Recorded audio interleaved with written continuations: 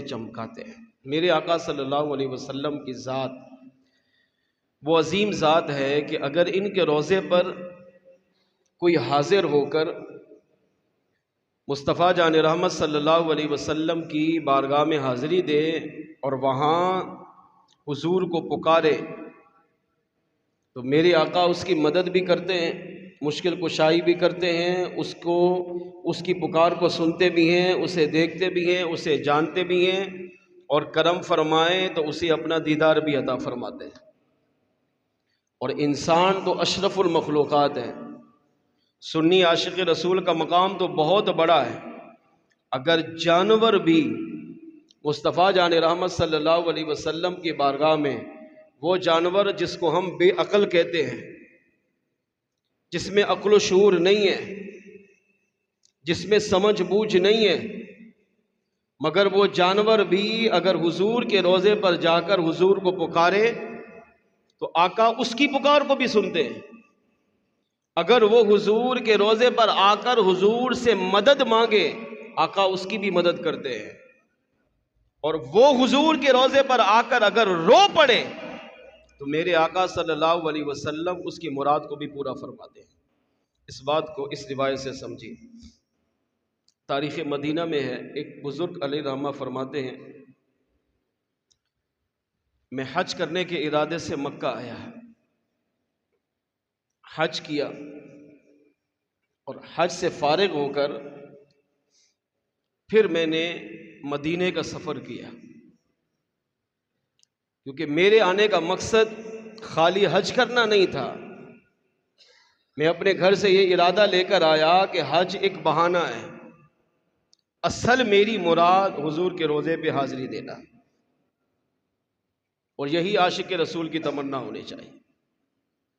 اعلیٰ حضرت رحمۃ اللہ تعالی علیہ نے اسی شعر میں اسی بات کو ذکر کیا، حاجیو آؤ شہنشاہ کا روضہ دیکھو، کہ حج تو کر لیا تم نے، لاکھوں روپے خرچ کیے، سفر کیا، محنت اٹھائی، مشقت اٹھائی، حج کر لیا ہے، اب حاجی آؤ شہنشاہ کا روضہ دیکھو۔ حج کر لیا، اب حضور کی بارگاہ میں چلو، کعبہ تو دیکھ چکے، کعبے کا کعبہ دیکھو، کہ اب کعبے کا طواف کر لیا، یہاں پر 40 دن رہ کر کعبے کی زیارت کر لی، اب اسی کعبے کے جو امام ہے یعنی حضور کی ذات، اب ان کی بارگاہ میں حاضری دو۔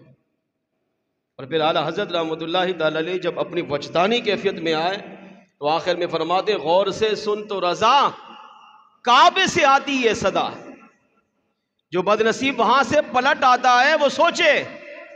اعلیٰ حضرت فرماتے ہیں کعبے کا طواف کرنے کے بعد کعبہ خود حاجی سے کہتا ہے، غور سے سن تو رضا کعبے سے آتی ہے صدا، میری آنکھوں سے میرے پیارے کا روضہ دیکھو۔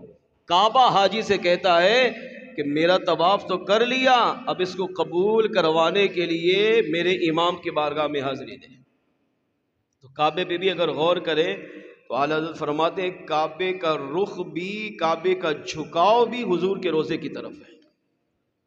بہرحال تو وہ بزرگ فرماتے کہ میں بڑی محبت میں، پیار میں، عشق میں حضور کی بارگاہ میں حاضر ہوا، حاضری دی، جو انداز تھا، رویا دھویا، جو دکھڑے حضور کو سنانے تھے سنائے۔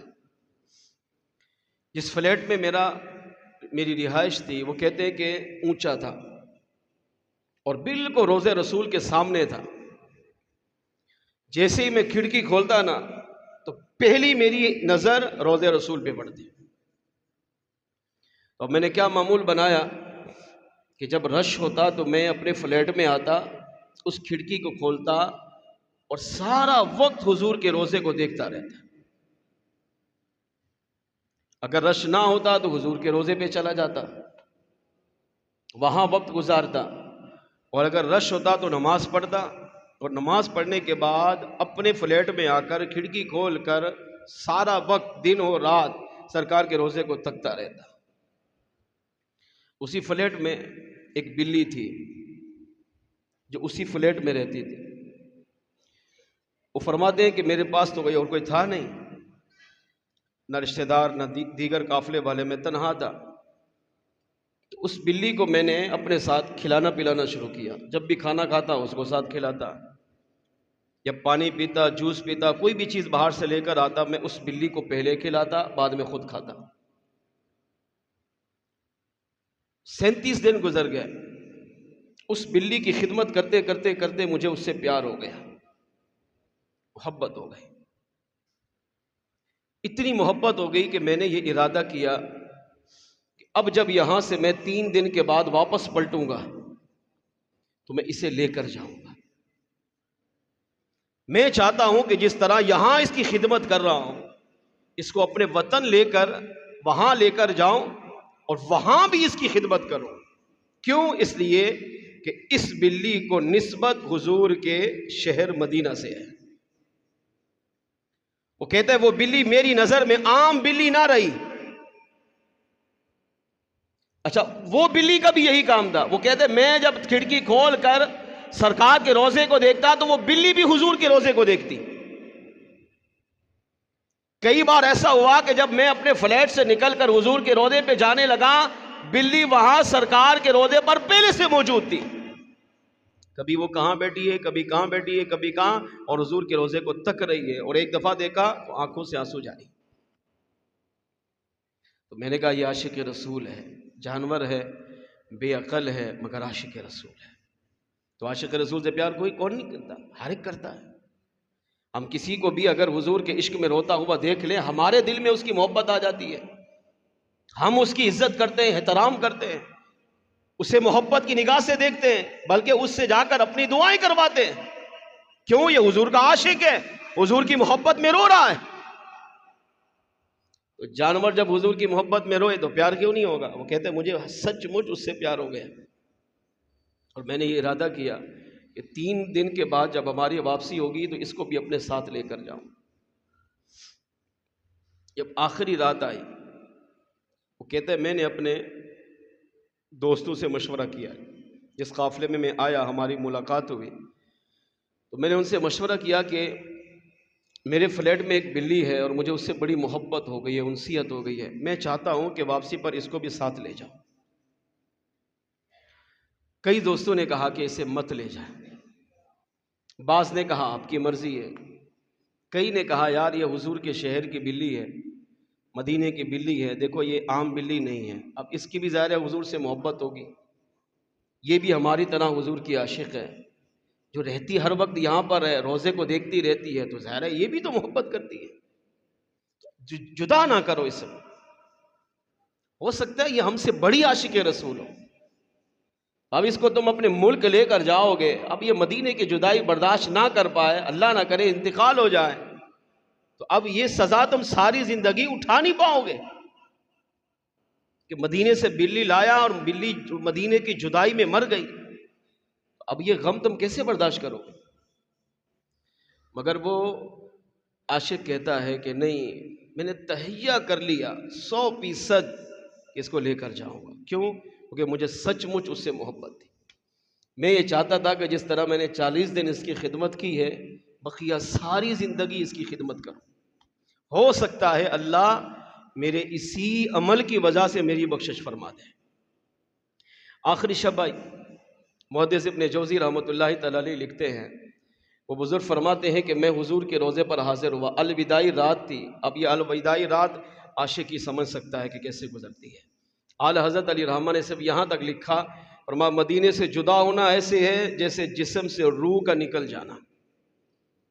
جو سچا عاشق ہوتا ہے نا، اس کی جدائی کی حالت یہ ہوتی ہے. اللہ ہمیں سچوں کے صدقے ان کا سچا عشق عطا فرما دے. وہ کہتے وہ جب مدینے سے جدا، ہمیں تو جلدی پڑی ہوتی ہے نا، جلدی جائیں، فلائٹ مس نہ ہو جائے، جہاز کہیں مجھے لیے بغیر اڑ نہ جائے، میری فلاں چیز رہ گئی، فلاں رہ گئی، فلاں رہ گئی، وہ بھی لو، وہ بھی لو، وہ بھی لو. سارا مال جمع کیا اور جلدی جلدی ایئرپورٹ پہنچے، یہ سوچ کر کہ جلدی جاؤں. لیکن سچا عاشق رسول وہ تڑپتے ہوئے مدینے سے نکلتا ہے. کیوں؟ فرمایا اس لیے کہ وہ نکل تو رہا ہوتا ہے مگر حقیقت میں اس کی روح اس کے بدن سے نکل چکی ہوتی ہے. وہ ایسا ہوتا ہے جیسے بے جان مردہ. اور اس کی اگر زندہ مثال آج کے دور میں دیکھنی ہو تو میرے شیخ کامل شیخ شریعت امیر اہل سنت کی ذات کو دیکھ سکتے ہیں. یہ جب مدینے میں جاتے ہیں، حضور کے روضے پہ حاضری دیتے ہیں، تو ان کی کیفیت کیا ہوتی ہے. آج ویڈیو کا زمانہ ہے، آپ اپنی آنکھوں سے دیکھ سکتے ہیں. بہرحال عاشق کہتا ہے میں آخری رات سرکار کے روضے پہ حاضر ہوا اور حضور کی بارگاہ میں کئی فریادیں پیش کی، استغاثے پیش کیے، رویا دھویا، واپس پلٹا اور اپنے فلیٹ میں آ کر سو گیا کہ صبح فجر کے بعد میری روانگی ہے تو چلو اب میں کچھ آرام کر لوں. وہ کہتے ہیں میں فلیٹ میں آ کے سویا، سر کی آنکھ بند ہوئی، دل کی آنکھ کھلی. کیا دیکھا؟ خواب میں مصطفیٰ جان رحمت صلی اللہ علیہ وسلم بنفس نفیس تشریف لے آئے. وہ آقا جن کے روزے پہ ابھی حاضر ہوا اور حاضری دے کر آ کر سویا، وہی آقا خواب میں تشریف لائے. اور میرے آقا صلی اللہ علیہ وسلم نے آتے ہی ارشاد فرمایا میرے غلام تو اگر آپ واپس جانا چاہتا ہے تو جا، مگر اپنے ساتھ بلی کی طرف اشارہ کیا، اسے مت لے جا. وہ کمرے کے ایک کونے میں بیٹھی تھی اور رو رہی تھی، اس کی آنکھوں سے بھی آنسو جا رہے تھے. سوچیں جانور نبی سے کتنی محبت کرتے ہیں اور میری اور آپ کی نبی سے محبت کتنی ہے، اس کا اندازہ لگا. ارشاد فرمایا میرے غلام اگر تو نے جانا ہے تو جا، لیکن اس بلی کی طرف اشارہ کیا، فرمایا اسے اپنے ذات مت لے جا. غلام نے عرض کیا یا رسول اللہ صلی اللہ علیہ وسلم میں اس سے محبت کرتا ہوں، میں اس سے پیار کرتا ہوں، میرا یہاں مدینے سے لے جانے کا مقصد اس کی خدمت کرنا ہے. میں چاہتا ہوں جس طرح 40 دن یہاں خدمت کیے اپنے وطن لے جاؤں اور ساری زندگی اس کی خدمت میں گزاروں، کیونکہ یہ بلی عام نہیں، اس بلی کو آپ کے مدینے سے نسبت ہے. تو آقا اس کا تعلق آپ کے مدینے سے ہے، تو اگرچہ مدینہ مجھ سے بظاہر چھوٹ جائے مگر ایک مدینے کی نسبت تو میرے پاس ہو، تاکہ اسے دیکھ دیکھ کر آپ کے مدینے کو، آپ کے روزے کو یاد کر سکوں. اسے دیکھوں گا تو آپ کے روزے کو یاد کروں گا، آپ کے مدینے کو یاد کروں گا. اور مجھے 40 دن خدمت کرتے کرتے اس سے پیار ہو گیا. میں چاہتا ہوں میری بقیہ زندگی اس کی خدمت میں گزر جائے. ہو سکتا ہے کہ اللہ اسی بلی کی خدمت کے صدقے ہی میری بخشش فرما دے. میرے آقا صلی اللہ علیہ وسلم پر قربان فرمایا میرے غلام تمہاری محبت اپنی جگہ ہے، مگر وہ بھی مجھ سے محبت کرتی ہے. تمہارا جذبہ اپنی جگہ ہے، تمہاری خدمت اپنی جگہ ہے، مدینے سے تعلق ہے، حضور کے روزے سے نسبت ہے، اس کو لے جاؤں گا، اس کو دیکھ کر مدینے کو یاد کروں گا، یہ اپنی جگہ. مگر وہ بھی عاشق رسول ہے، وہ بھی مجھ سے محبت کرتی ہے.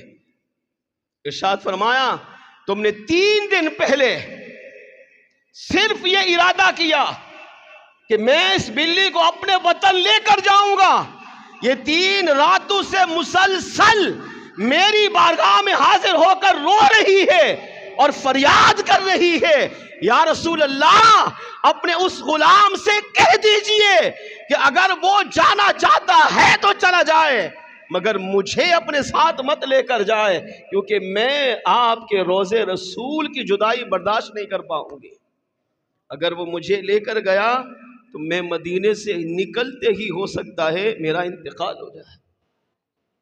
3 دن سے روزانہ رات کو میری بارگاہ میں آ کر فریاد کر رہی ہے. کیا آقا اسے آپ آ کر کہیں، آپ کہیں گے تو وہ رکے گا. اس نے تہیہ کیا ہے، دوستوں سے مشورہ کیا ہے، ہر حال میں مجھے لے کر جائے گا.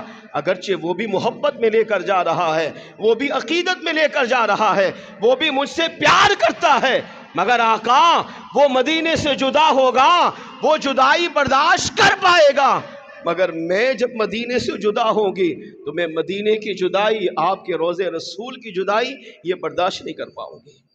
کہ ایسا نہ ہو کہ اس جدائی میں میرا دم ہی نہ نکل جائے. جب یہ سنا تو عاشق کہتا ہے میری آنکھ کھل گئی اور میں خواب میں رونے لگا. جب آنکھ کھلی تو سچ مچ میری آنکھوں سے آنسو جاری تھے.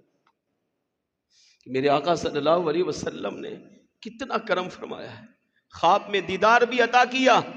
وہ کہتے جلدی جلدی اٹھا فجر کا وقت ہونے لگا، فجر کی نماز پڑھی، نماز پڑھ کر روضے رسول پہ گیا اور حضور سے جا کے معافی مانگی، یا رسول اللہ مجھے معاف کر دیجیے، یہ تو اچھا ہوا آپ میرے خواب میں تشریف لائے اور اس بلی کو لے جانے سے مجھے روک دیا ہے، اگر میں اسے لے جاتا اور اس کا انتقال ہو جاتا میں یہ صدمہ غم کیسے برداشت کرتا۔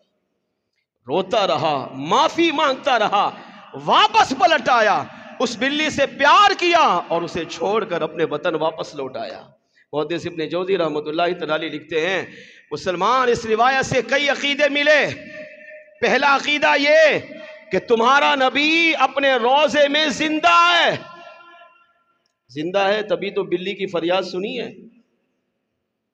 دوسرا عقیدہ یہ کہ روضے رسول پر حاضر ہو کر سرکار کو پکارنا یہ جائز ہے، اگر روضے رسول پر حاضر ہو کر کوئی حضور کو مشکل کشا سمجھ کر، حاجت روا سمجھ کر سرکار کو پکارتا ہے یہ بھی جائز ہے، اور حضور کے روضے پہ جا کر حضور کو پکارنا، میرے آقا اسے سنتے ہیں، جانتے ہیں، پہچانتے ہیں، اور حضور سے جو مدد مانگتا ہے چاہے جانور ہو یا انسان، میرے آقا اس کی مدد بھی فرماتے ہیں۔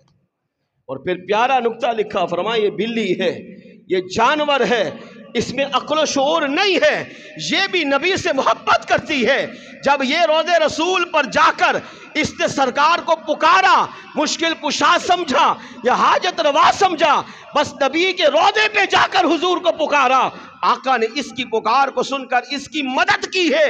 سوچ، جب جانور نبی کے روضے پر جا کر حضور کو پکارے، آقا اس کی پکار سن کر اس کی مشکل کشائی کرتے ہیں، جب تو حضور کا غلام بن کر، حضور کا امتی بن کر، حضور کا عاشق بن کر روتا ہوا، زبان پر درود و سلام کو سجاتا ہوا جب سرکار کی بارگاہ میں جائے گا، وہاں جو بھی کہے گا، جو حضور کی بارگاہ میں پیش کرے، چاہے دماغ میں ہو دل میں ہو، میرے آقا اسے بھی جانیں گے، اسے بھی پہچانیں گے، اور اگر تو روضے پہ جا کر حضور سے مدد مانگے گا، آقا تیری بھی مشکل کشائی فرمائیں گے۔